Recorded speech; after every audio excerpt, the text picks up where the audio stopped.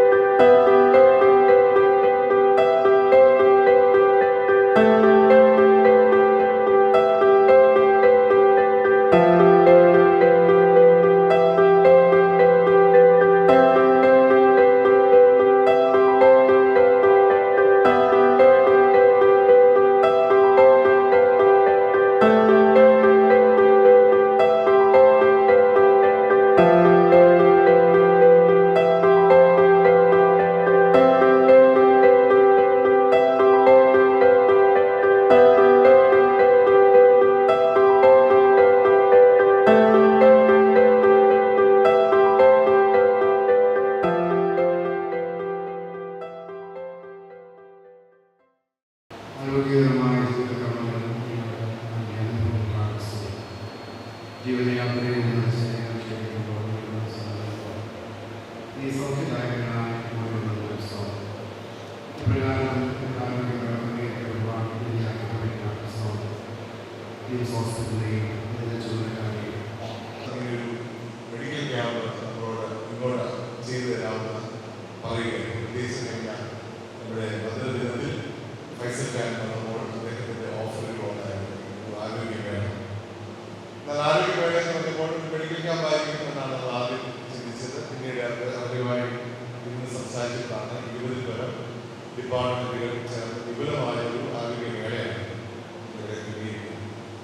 ഇത്തരത്തിന് നമ്മുടെ ജൂബിലി മന്ദിരത്തിൻ്റെ 60ാം വർഷത്തിൻ്റെ പല പദ്ധതികളിലൊന്നായി ഇങ്ങനെ ഒരു ആരോഗ്യമേള ഇവിടെ സംഘടിപ്പിക്കുവാൻ ഇടയാകുന്നത് വളരെ സന്തോഷകരമായ കാര്യമാണ്.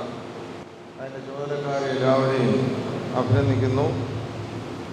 പ്രത്യേകിച്ച് നിംസുമായി ചേർന്ന് ഇത്തരത്തിലുള്ള ഒരു പ്രോഗ്രാം സംഘടിപ്പിക്കാനായിട്ടിടയായതിൽ അതിൻ്റെ ചെയർമാനായിരിക്കുന്ന ഏറ്റവും സ്നേഹബഹുമാനമുള്ള ഫൈസൽ ഖാൻ, അതിനൊക്കെ ഇവിടെ അച്ഛൻ സൂചിപ്പിച്ചതുപോലെ മുഖാന്തരമായ പ്രവീൺ സാറ്, എല്ലാവരോടും ഭദ്രാസനത്തിൻ്റെ പേരിലുള്ള സന്തോഷവും നന്ദിയും ഞാൻ ആമുഖമായിട്ട് അറിയിക്കുന്നു.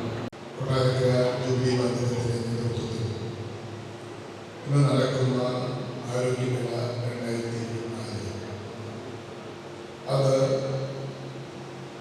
ഈ നാട്ടിലെ നൂറുകണക്കിന് ആളുകൾക്ക് പ്രയോജനം ചെയ്യുന്ന ഒരു ആരോഗ്യമേളയായി പര്യവസാനിക്കട്ടെ എന്ന് ഞാൻ ആശംസിക്കുകയാണ്. തിരുവനന്തപുരം ജില്ലയിലെ നെയ്യാറ്റിൻകര ആസ്ഥാനമായി പ്രവർത്തിക്കുന്ന ഒരു പ്രധാനപ്പെട്ട ആരോഗ്യ കേന്ദ്രമാണ് NIMS institute of medical science എന്നാണ് പറയുന്നത്.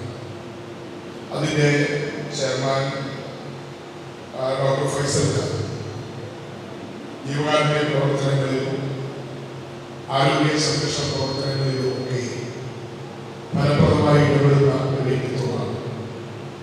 അതുകൊണ്ട് തന്നെ എവിടെ മെഡിക്കൽ ക്യാമ്പ് വേണമെന്ന് പറഞ്ഞാലും എവിടെ ആരോഗ്യമേള വേണമെന്ന് പറഞ്ഞാലും തൻ്റെ ആശുപത്രിയിലെ തൻ്റെ സ്ഥാപനങ്ങളിലെ മുഴുവൻ ഡോക്ടർമാരെ അവിടുത്തെ മുഴുവൻ ഉപകരണങ്ങളും രോഗികളെ പരിശോധിക്കാനുള്ള ഉപകരണങ്ങൾ ഉൾപ്പെടെയുള്ള വലിയൊരു ടീമാണ് 2-3 ബസ്സുകളിൽ ആ ആരോഗ്യ മേള നടക്കുന്ന സ്ഥലത്ത് അല്ലെങ്കിൽ മെഡിക്കൽ ക്യാമ്പ് നടക്കുന്ന സ്ഥലത്ത് എത്തിച്ചേരുന്ന പതിവാണ്.